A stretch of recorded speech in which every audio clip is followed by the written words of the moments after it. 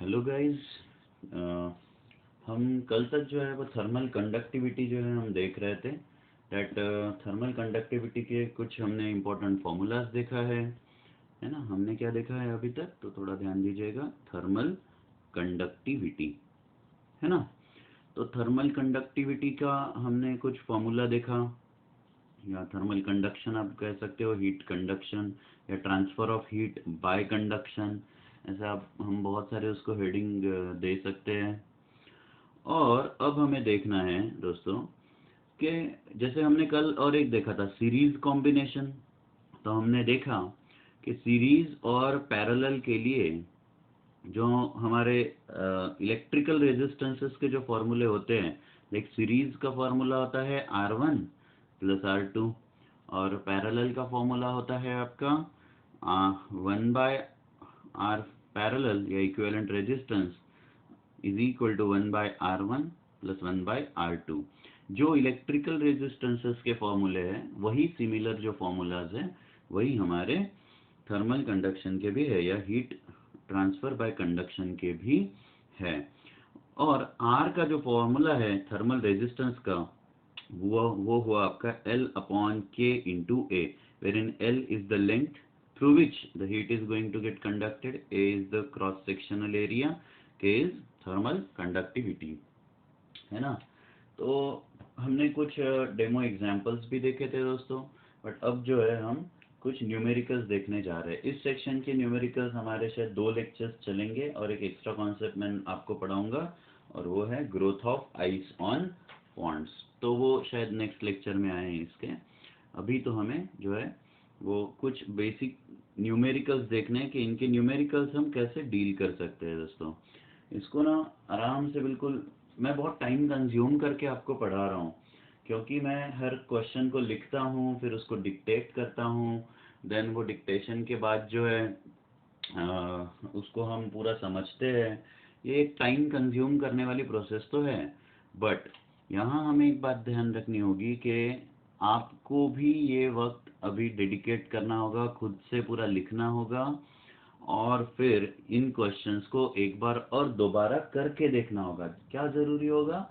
इन questions को आप एक बार खुद से करके देखिएगा ज़रूर। तो चलो हम क्वेश्चन नंबर 1 की तरफ बढ़ते हैं। क्वेश्चन नंबर 1, डेमो एग्जांपल्स या कॉन्सेप्ट न्यूमेरिकल्स हम जिसको कहते हैं। A rod 1 metre long has a cross section area of 5 centimetre square. A rod 1 metre long has cross section area of 5 centimeter square. One end is kept at 100 degree and the other at 0 degree and the surface is in, ये सब अपन जो काम का उतना लिखेंगे। One end is kept at 100 degree Celsius and another end at 0 degree Celsius, है कि नहीं। और हम कहेंगे फाइंड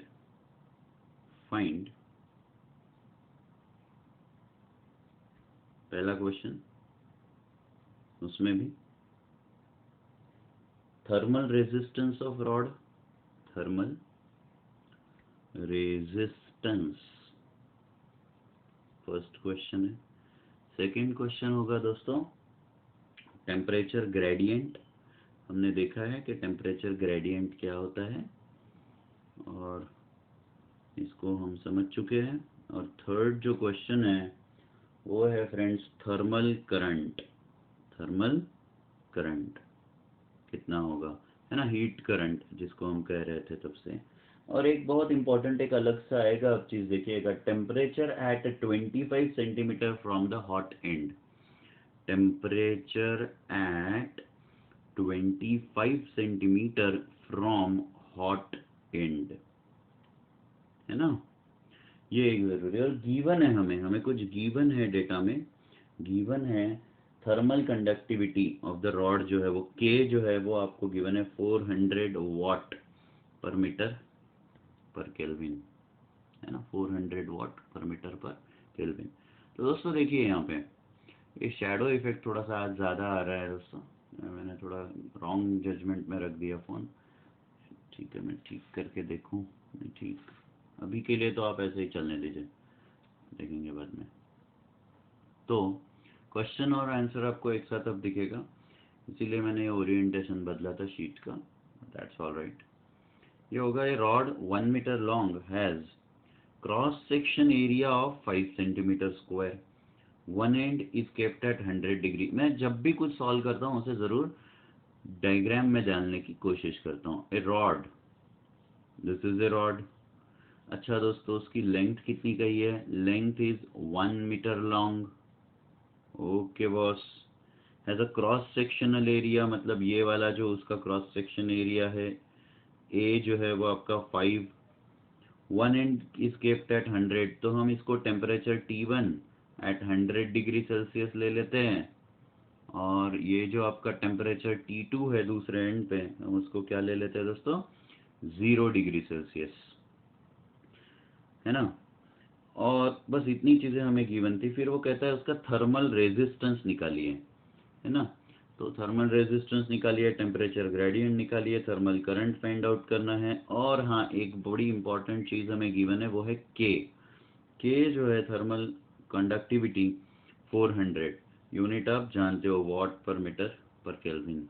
अब हीट कहाँ से कहाँ? सबसे पहले सोचिए, ये वाला एंड जो है, ये वाला एंड जो है वो 100 डिग्री सेल्सियस पे है, उसका दूसरा वाला एंड जो है वो 0 पे है। तो हीट कहाँ से कहाँ जाएगी फ्रेंड्स? इस तरफ जाएगी, हायर से lower temperature heat current. Thermal resistance क्या होता है?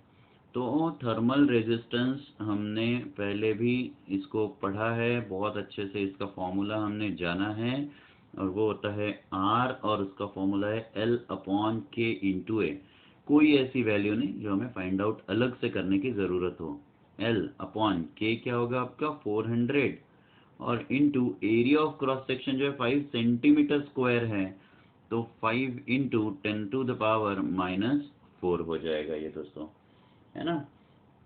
तो इसका जो कैलकुलेशन आता है वो आएगा 5 kelvin upon watt. This is your answer. मैं आपको कैलकुलेशन थोड़ा डायरेक्टली बता रहा हूँ, मेरे पास बना के है वो ऑलरेडी।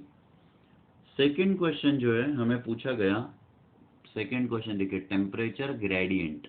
तो टेम्परेचर ग्रेडियंट क्या होता है? अगर आप अच्छे से याद करोगे तो टेम्परेचर ग्रेडियंट जो है वो था कि कितना लॉस इन टेम्परेचर होता है या चेंज इन टेम्परेचर होता है with respect to the distance of the rod या लेंथ ऑफ द रॉड। तो D theta by D X, हम इसी को लिखते हैं, D theta by D X को हम लिखते हैं θ2 माइनस θ1 अपॉन, अगर मैं इन एंड्स को ले लूँ, अपॉन लेंथ। तो यहाँ पे क्या होने वाला है दोस्तों? T2 minus T1 upon length. ये T2 minus T1 upon total length. कितना लॉस हुआ, कितने डिस्टेंस में हुआ, कितना लॉस हुआ, कितने डिस्टेंस में है? तो 0 माइनस 100 अपॉन लेंथ है 1, तो टेम्परेचर ग्रेडियंट हुआ -100, और ये होगा केल्विन पर मीटर, क्योंकि टेम्परेचर अपॉन डिस्टेंस है ना।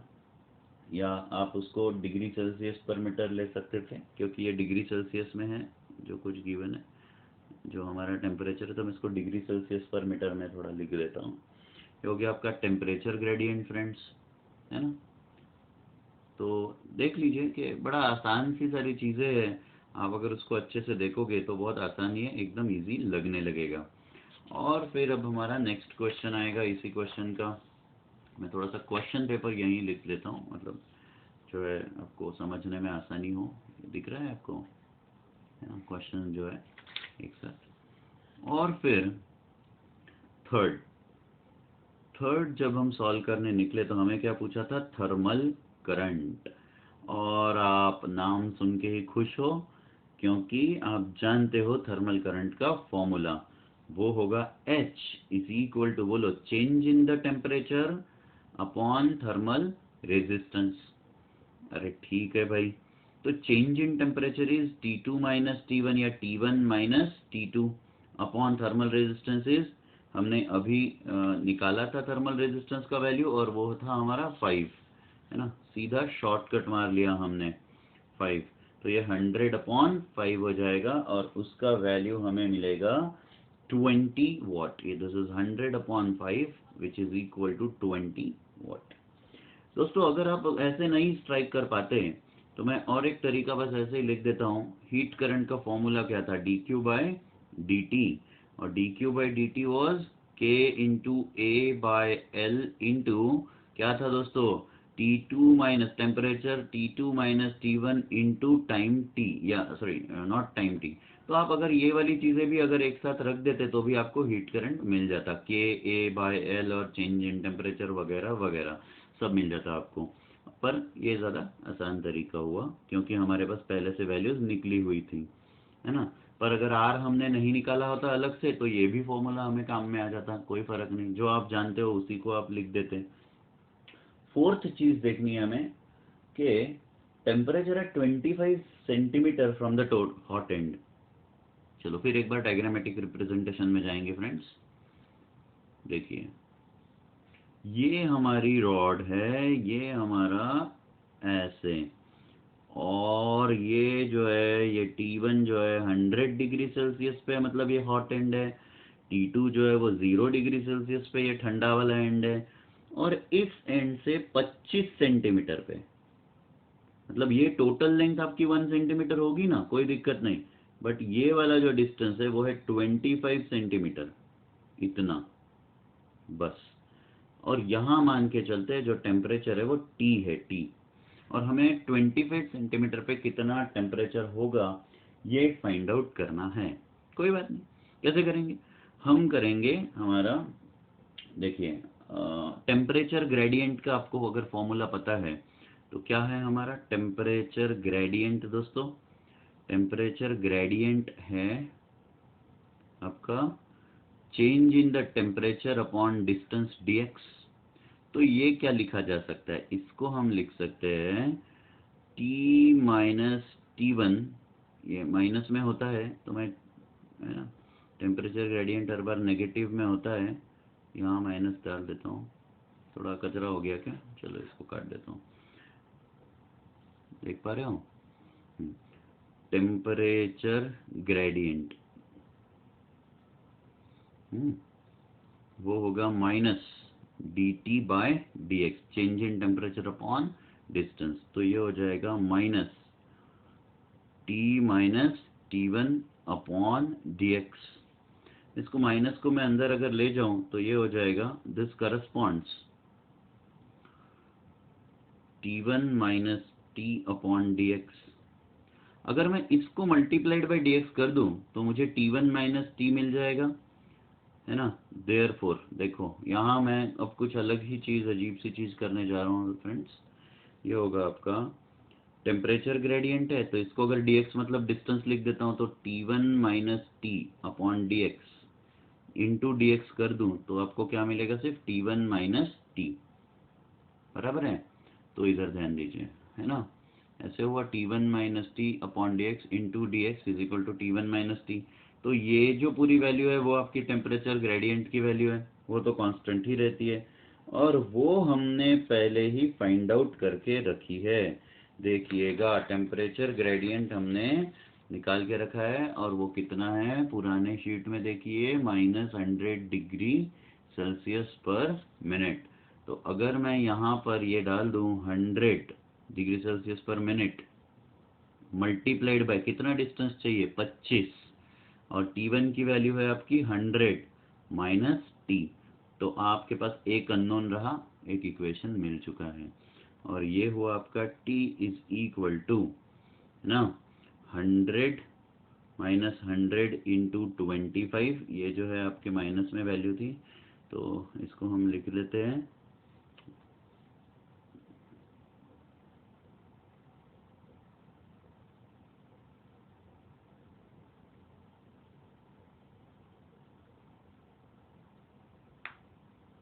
क्या कर रहा हूँ यार, एक सेकेंड, 25 को सेंटीमीटर में है ना, एक सेकेंड, ये माइनस को तो हमने यही कैलकुलेट कर लिया था, 25 सेंटीमीटर में है दोस्तों।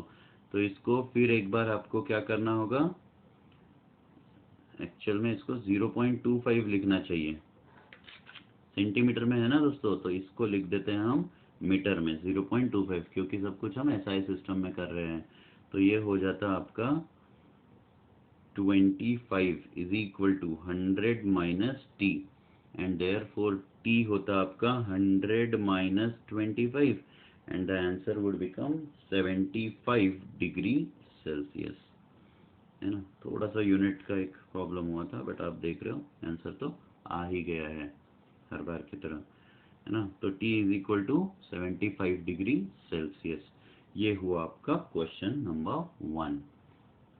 देखो यार, एक क्वेश्चन में 15 मिनट चले जाते हैं ये वाले तरीके से। शायद मुझे तरीका चेंज करना होगा दोस्तों, नहीं तो हम बहुत पीछे पड़ जाएंगे इस चैप्टर में।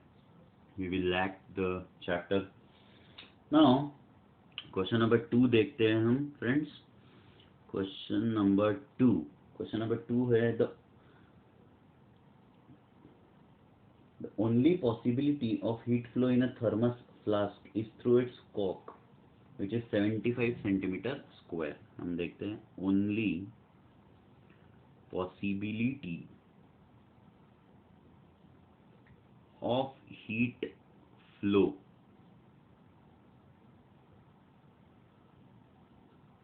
through its cork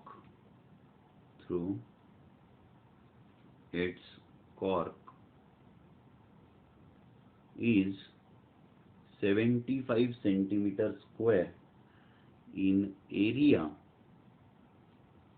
and 5 centimeter thick।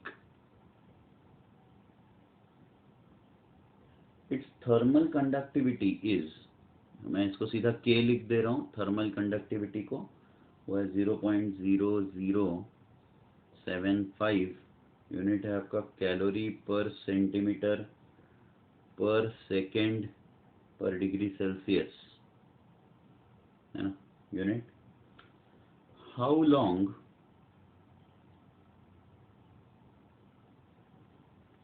Will 500 gram of ice at 0 degree Celsius in thermos flask take to melt into water at 0 degree Celsius. Outside temperature given है आपको, outside temperature is 40 degree Celsius, and latent heat of ice जो है वो 80 calorie per ग्राम given है। तो latent heat of ice, L of ice मैं यहाँ पे लिखता हूँ 80 कैलोरी पर ग्राम। तो देखिए दोस्तों, हम क्वेश्चन को थोड़ा सा पढ़ लेंगे, उसको समझ लेंगे क्या कहना चाहता है। The only possibility of heat flow in a thermos flask is through it's cork which is 75 centimetre square in area and 5 centimetre thick. देखो, मैं जब भी कुछ करता हूँ सबसे पहले किसी भी क्वेश्चन को मैं डायग्रामेटिकली रिप्रेजेंट करता हूँ।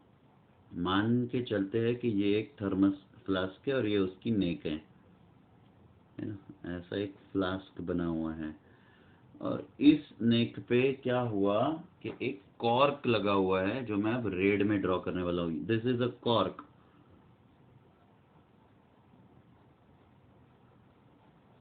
पुट अप, है ना, fitted to the neck of the flask. और ये जो हमारा फ्लास्क का जो कॉर्क है वो उसका एरिया ऑफ क्रॉस सेक्शन, ये वाला, ये जो एरिया ऑफ क्रॉस सेक्शन है ना फ्रेंड्स, ये वाला एरिया ऑफ क्रॉस सेक्शन, ये आपको गिवन है 75 centimetre square. So this A is equal to 75 centimetre square, ये एरिया ऑफ क्रॉस सेक्शन।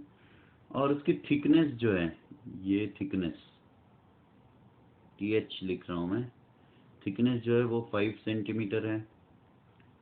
उसका कंडक्टिविटी आपको गिवन है 0.0075, और वो कहता है how long will 500 gram of ice at 0 degree Celsius in thermos flask. अब क्या किया इन्होंने, इसके अंदर जो है आइस रख दिया, ICE, आइस, ICE मतलब वो 3 इडियट वाला कॉलेज नहीं है,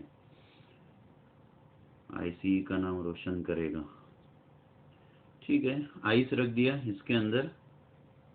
how long will 500 gram of ice at 0 degree Celsius. तो हमें एक बात पता चल गई कि अंदर के साइड में 0 डिग्री सेल्सियस टेम्परेचर है ना। In thermos flask will take to melt into water at 0 degree Celsius. Outside temperature हमको पता है, मतलब इसके बाहर जो है वो 40 डिग्री सेल्सियस है। और लेटेंट हीट ऑफ आइस आपको 80 कैलोरी पर ग्राम भी गिवन है। तो अब हम देखेंगे कि कितने टाइम लगता है वो पूछ रहा है। तो मैं यहाँ पे एक और डायग्राम आपको बस for the sake of understanding ले रहा हूँ, सिर्फ कॉर्क की निकालिए, सिर्फ कॉर्क की। ये है हमारा रबर कॉर्क जो उस पे लगाया था। इसका ये वाला टेम्परेचर जो है, ये वाला टेम्परेचर जो है वो 40 डिग्री सेल्सियस पे है दोस्तों। ये वाला टेम्परेचर जो है वो 0 डिग्री सेल्सियस पे। तो हीट का जो फ्लो है वो इस तरफ होगा, थर्मल जो थर्मस के ऊपर जो कॉर्क लगा हुआ है ना उसका। देखो आउटसाइड टेम्परेचर 40, इनसाइड टेम्परेचर 0, तो दो एंड का टेम्परेचर मिल गया। अच्छा, कितना लेंथ जो है हमें कवर कराना है, हीट कितने लेंथ पे, तो जितनी की इसकी थिकनेस थी फ्रेंड्स, थिकनेस कितनी थी 5 सेंटीमीटर थी। तो हमें लेंथ पता है, एरिया ऑफ क्रॉस सेक्शन पता है ना, सारी चीज़ें, के भी हम जानते हैं इसका। तो अब हमें पता चल गया कि क्या करना है। तो हम देखेंगे कि amount of heat flowing in time t क्या होगा। Amount of heat flowing through cork in time t कितना होगा। Q इज इक्वल टू हमारा वही फॉर्मूला, खानदानी formula, KA/L into change in the temperature, higher minus lower ले लेते हैं, T1 minus T2 into time t। यहाँ पे देखिए इंटू टाइम t, है ना। अब इसको अगर हम लिखेंगे, इसकी अगर हम वैल्यूज रखेंगे तो ये हो जाएगा आपका, देखो ये 7.5 इंटू 10⁻³ लिख देते हैं। क्यों, क्योंकि इसकी यार वैल्यू देखो क्या थी, k की वैल्यू, यहाँ ध्यान दीजिए 0.0075 और कैलोरी वगैरह में था 7.5। तो अब भी मैंने ये जो लिखा है वो CGS में ही लिखा है, इसे कन्वर्ट नहीं करा है हमने। इन अपॉन लेंथ क्या है 5 सेंटीमीटर, ये भी CGS में है। टेम्परेचर जो डिफरेंस है वो भी डिग्री सेल्सियस में है, तो कोई टेंशन नहीं, 40 माइनस 0। और टाइम t के लिए हम टाइम t लिख देते हैं Q। बट इस Q अमाउंट ऑफ हीट से हमें अचीव क्या करना है, यहाँ ध्यान दीजिए। How long will 500 gram of ice at 0 degree Celsius in thermos flask take to melt into water. तो जो भी हीट इसमें से फ्लो होगी वो किस लिए यूज होगी दोस्तों, वो आइस को मेल्ट करने में यूज होगी। तो अब heat required to melt the ice क्या होगा, heat required to melt the ice. और ये तो हम बहुत अच्छे से जानते हैं यार, Q is equal to M into L, mass of ice into 10, ठीक है। और वो 500 ग्राम भी हम जानते हैं। और ये Q देखो, यहाँ से जो हीट अंदर आई वही हीट ये आइस को मेल्ट करने के लिए यूज करी गई है, मतलब ये Q और ये Q सेम है। तो क्यों ना हम इसको रिप्लेस कर देते हैं, 7.5 10⁻³ अपॉन 5 इंटू, ये हो जाएगा 40 इंटू टाइम t, और mass of ice 500 gram into latent heat of ice हमें गिवन था friends. Latent heat of ice था, किधर गया रे, ये लेंथ है, ये L for length. Latent heat of ice हमें 80 calorie per gram, so this is 80, get it. और फिर हमने इस t को इसमें सेपरेट करके कैलकुलेट किया, और ये कैलकुलेशन मैं अब डायरेक्टली लिखने जा रहा हूँ, और वो था आपका 8.9 इंटू 10⁻³ सेकेंड्स, है ना। एकदम आसान क्वेश्चन है, आप आराम से इसको देख के फिर एक बार खुद से करके देख लीजिएगा। चलो फ्रेंड्स, और एक बहुत सारे क्वेश्चन है वैसे इस सेक्शन में, हमें कम से कम 8-10 क्वेश्चन लेने हैं। ताकि आपको इसको बहुत अच्छे से आप क्लियर हो जाओ कि कैसे करना चाहिए वगैरह। क्वेश्चन नंबर 3 देख रहे जा रहे हैं हम friends. Question number 3, A room temperature at 20 degree Celsius, A room temperature at 20 degree Celsius is heated by a heater of power 2 kilowatt, is heated by a heater of power 2 kilowatts. The temperature is uniform throughout the room.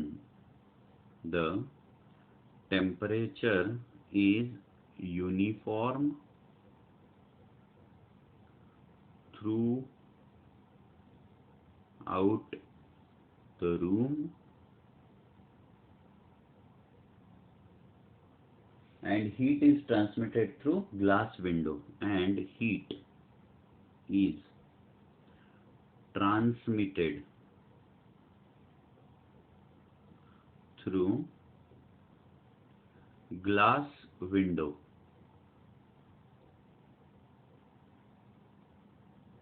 of area 1 meter square and thickness 0.2 centimeter, and thickness 0.2 centimeter.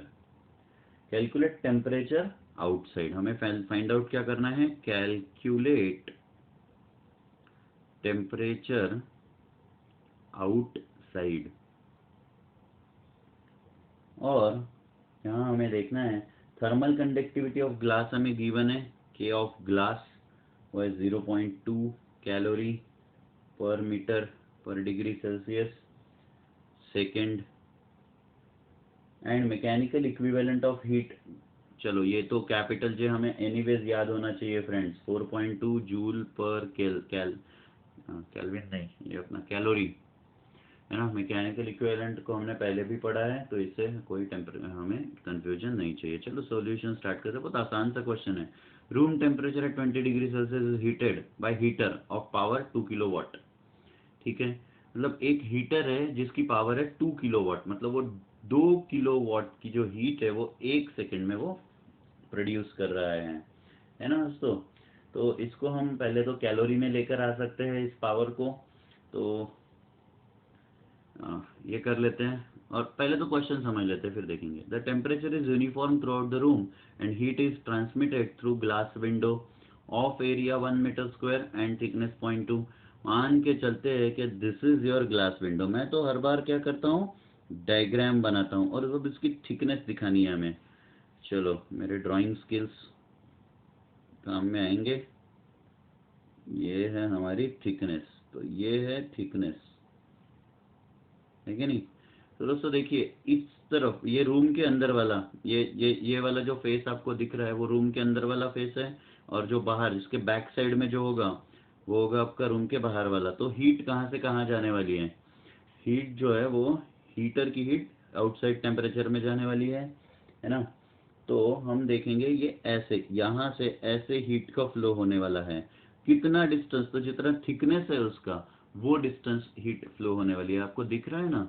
तो देखिए length जो हम लेते थे हर बार, वो length जो है इस बार थिकनेस लेनी है, थिकनेस ऑफ द ग्लास, और थिकनेस ऑफ द ग्लास है आपकी 0.2 सेंटीमीटर। एरिया ऑफ ग्लास, तो ये जो एरिया है आपका वो गिवन है, वो है आपका 1 मीटर स्क्वायर, मीटर स्क्वायर में है, ये सेंटीमीटर में है, ध्यान में रखिएगा थोड़ा सा। और फिर room temperature 20 degree Celsius is heated bye heater of power 2, the temperature is uniform throughout the heat वगैरह वगैरह।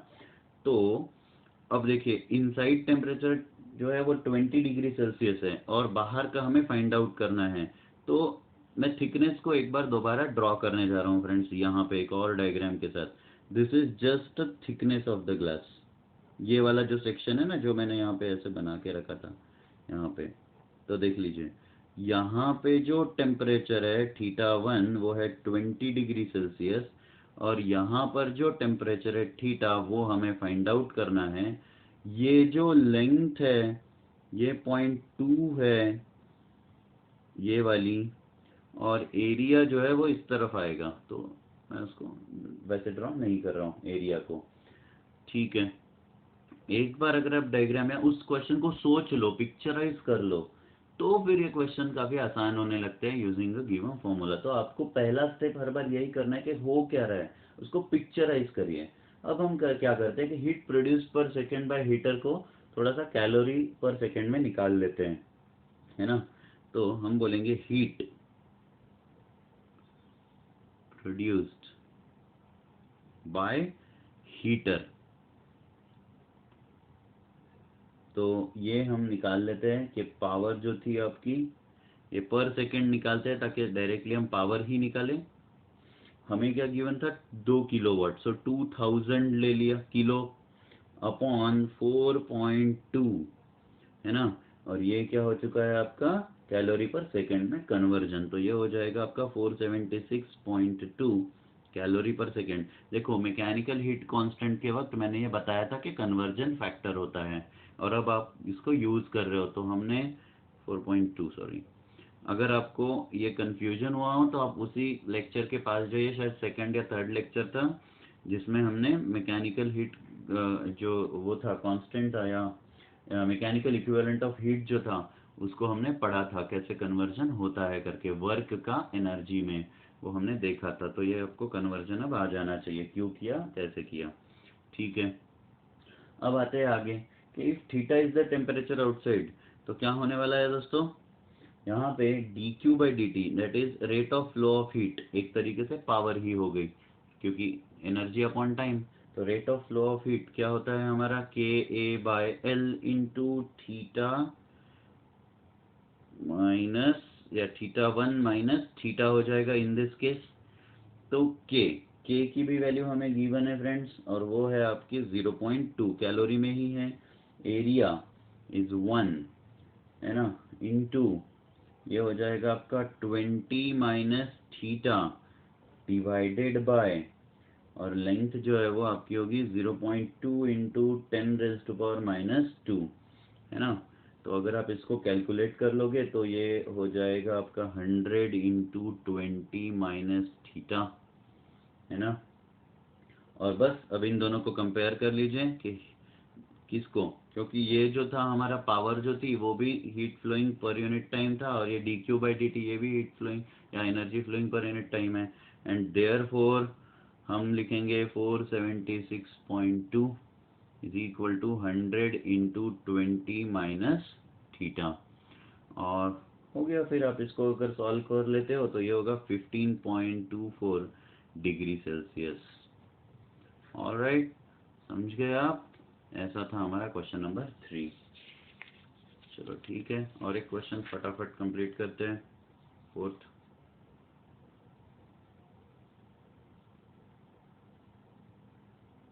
अरे शैडो इफेक्ट का तो कुछ ना कुछ करना चाहिए हमने, मैं अभी कुछ सॉल्यूशन निकालता हूँ, फिर एक बार क्वेश्चन पढ़ना होगा, बड़ा लंबा सा क्वेश्चन है यार ये तो लिखने के लिए। हम लिखते हैं one end of a rod having length 1.5 meter is kept in contact with ice and other end with water at 100 degree Celsius, ठीक है। देखिए, one end of a rod of length 1.5 meter is kept in contact with ice and another end with water, but water का temperature कितना है दोस्तों, at 100 degree Celsius. At what point along its length should a temperature of 200 degree Celsius be maintained? At what point along its length, along its length should a temperature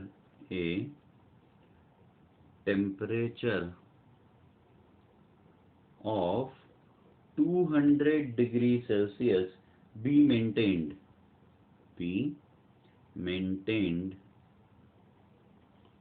so that in steady state the mass of ice melting, so that सीधा mass of ice melting पे ले लेता हूँ, mass of ice melting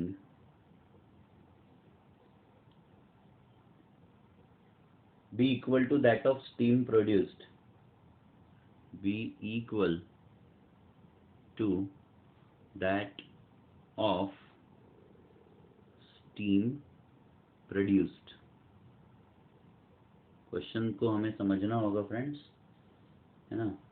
in the same time interval, in same time interval. So students देखिएगा थोड़ा सा कि क्या क्वेश्चन है। अज्यूम क्या क्या करना है कि पूरी की पूरी सिस्टम जो है वो इंसुलेटेड है, वो मैं नहीं लिखने वाला कि assume that the whole system is insulated from the surrounding वगैरह, आप हम समझ लेंगे। इसका मतलब है कि बाहर कोई हीट रेडिएशन से नहीं जाने वाली।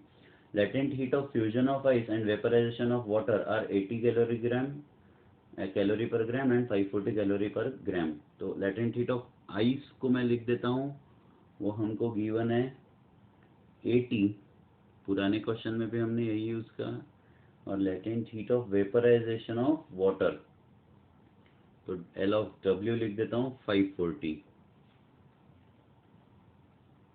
रेस्पेक्टिवली। तो चलो हम फिर से इसको विजुअलाइज करते हैं। हमारी फर्स्ट स्टेप क्या होती है कोई भी क्वेश्चन को सॉल्व करने की? वो होती है कि क्वेश्चन का डायग्राम बनाइए, उसको सोचिए कि वो कैसे दिख रहा होगा, है ना। तो देखते हैं, one end of a rod of length 1.5 metre is kept in contact with ice and other end with water. तो मान के चलते हैं कि ये वाला जो सेक्शन है वो आइस वाला है ना फ्रेंड्स। और यहाँ से हमने एक रॉड हमने ड्रॉ कर ली, और ये जो दूसरा वाला है ये हॉट एंड है, मतलब ये हॉट रिजर्वायर और ये कोल्ड रिजर्वायर, आप ऐसा कॉन्सेप्ट ले सकते हो। ये है आपका 100 डिग्री सेल्सियस पे क्योंकि इसमें पानी भरा हुआ है, और ये है आपका 0 डिग्री सेल्सियस पे क्योंकि ये आइस वाला है क्या नहीं। और हीट कहाँ से कहाँ जाएगी दोस्तों? इस तरफ, हायर टेम्परेचर से लोअर टेम्परेचर। तो हम हमारे आदत के हिसाब से इसको θ1, इसको θ2 लिख देते हैं, ठीक है नहीं। पर एक इसमें अब दिक्कत हो गई, इसने क्या कहा, हीट का फ्लो तो निकालना ही नहीं है इसमें। Other end with water at what point along its length should a temperature of 200 degree Celsius. अब वो कहता है कि मैं कहाँ पर, कौन से जगह पर हीट को रखूं या एक बर्नर रखूं, ताकि ये वाला जो पॉइंट है ना इस रॉड का, ये वाला पॉइंट दोस्तों, ये 200 डिग्री सेल्सियस पे आ जाए।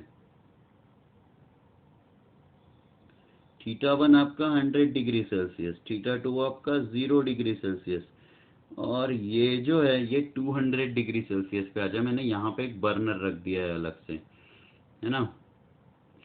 अब देखिए, ये 200 से 0 की तरफ कुछ हिट जाएगी और ये 200 से 100 की तरफ कुछ हिट जाएगी, क्योंकि 200 अब सबसे हाईएस्ट टेम्परेचर पे है ना।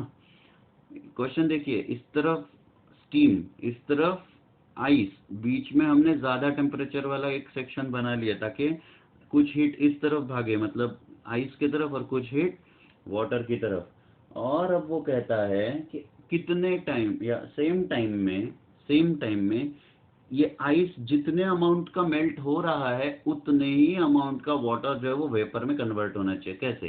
देखो, at what point along its length should a temperature of 200 degree Celsius be maintained so that mass of ice melting be equal to that of steam produced in same time। Equal time में जितनी steam produce है, जितने मास of water की steam produce हो गई, उतना ही मास of ice क्या हो जाना चाहिए। तो यहाँ पे वो मेल्ट हो जाना चाहिए। ये एक अलग से क्वेश्चन हो गया। तो हम यहाँ पे देखेंगे कि कितना, मान के चलते हैं, late m be the mass of ice melted and mass of water converted to steam। मतलब सेम अमाउंट ऑफ मास जो है वो कन्वर्ट हुआ है ना, इन टाइम टी लिख देते हैं, इन टाइम टी। समझा क्या आपको? लेट अस कंसीडर के m amount of ice melt हुई और m अमाउंट ऑफ जो वाटर है वो भी कन्वर्ट होके वेपर में बदल गया, स्टीम में बदल गया। और कितने टाइम में? तो t टाइम में, मतलब सेम टाइम में सेम अमाउंट ऑफ मास यहाँ पे कन्वर्ट हुआ है।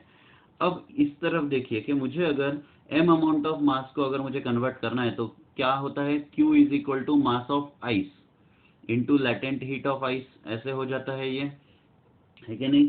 तो मैं यहाँ पे जो लिख रहा हूँ m of ice is equal to q upon latent heat of ice लिख देता हूँ, है कि नहीं? और इसको देखिएगा, इसको बहुत अच्छे से समझिएगा कि Q कैसे निकाले, Q ऑफ आइस कैसे निकाले। बट Q ऑफ आइस ये हो जाएगा आपका K इंटू ए। और हाँ, पहले तो एक बात समझ लेते हैं कि हम मानते हैं कि ये जो डिस्टेंस है आपका स्टीम से, ये है आपका x डिस्टेंस, और ये है, ये कितना हो जाएगा, ये कितने मीटर की थी रोड, 1.5 मीटर की थी, तो 1.5 माइनस x डिस्टेंस। अच्छा, ये हमने लेट कंसीडर वाला रह गया। Consider 200 degree Celsius is maintained at distance x from steam या from water, है ना?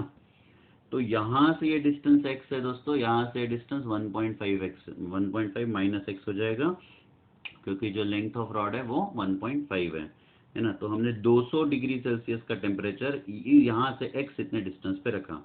अब देखिए कितना हमारा आइस को मेल्ट होने के लिए ये डिस्टेंस कितना है, यहाँ से 1.5 माइनस एक्स, तो इसको कितना ट्रैवल करना है, हीट को कितना डिस्टेंस जाना है, 1.5 माइनस एक्स। तो अगर मैं इसको हमारा जनरलाइज फॉर्मूला लिखाऊं, Q into Q of ice, या कितनी हीट उसने फ्लो करी in time t, time t में कितनी हीट फ्लो करता है, तो ये होता है K into A by L into change in temperature, है कि नहीं? या डेल थीटा बाय एल हम लिखते हैं।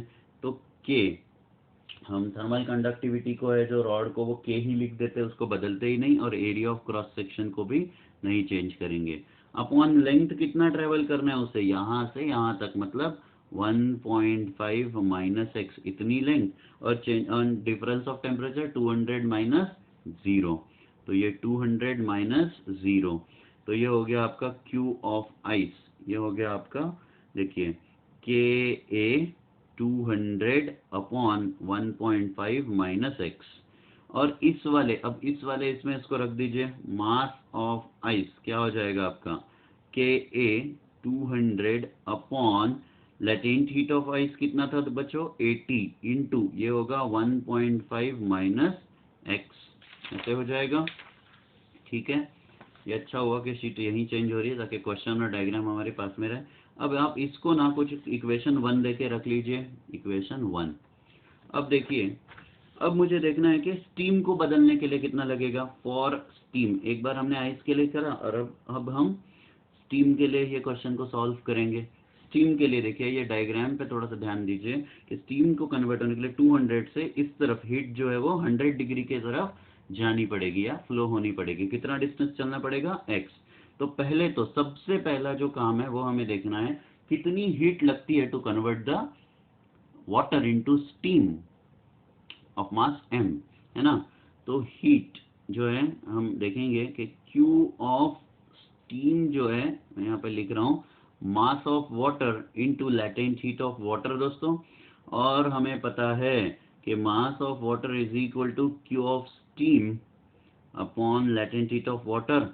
बट मास ऑफ वाटर और मास ऑफ आइस सेम था, सेम अमाउंट ऑफ मास हमें कन्वर्ट करना था, तो हम Q ऑफ स्टीम लिख लेते हैं। बट Q ऑफ स्टीम क्या होगा, तो फिर से K into A into change in the temperature upon L। तो K इंटू ए को बिल्कुल डिस्टर्ब मत करिए, टेम्परेचर कितना चेंज हुआ, 200 माइनस 100, तो हमने लिखा 200 माइनस 100। अच्छा, कितना डिस्टेंस जाना पड़ेगा उसे, तो x डिस्टेंस जाना पड़ेगा।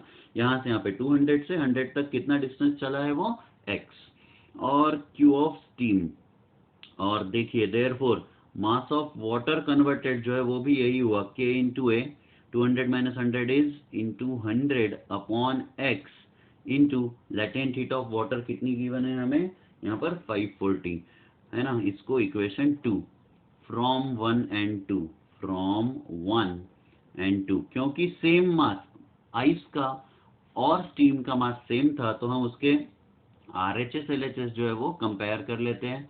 ये है इसका RHS और इसका RHS, दोनों को कंपेयर कर लिया, ये होगा K into A into 200 upon 80 into 1.5 minus x is equal to K into A into 100 upon 540 into x। तो ये Ka कैंसल्ड, और इस x के लिए जब हम इसको सॉल्व करेंगे फ्रेंड्स, तो x की जो वैल्यू है वो मैं यहाँ पे अब डायरेक्टली लिखने जा रहा हूँ। x जो है वो होगा आपका 6/58, 6/58 मीटर्स, दैट मीन्स ये होगा 10.34 मीटर्स। तो होपफुली आपको ये क्वेश्चन सब समझ में आ गया है। मैं आज के लिए लेक्चर यहीं पे स्टॉप करता हूँ फ्रेंड्स। Thank you.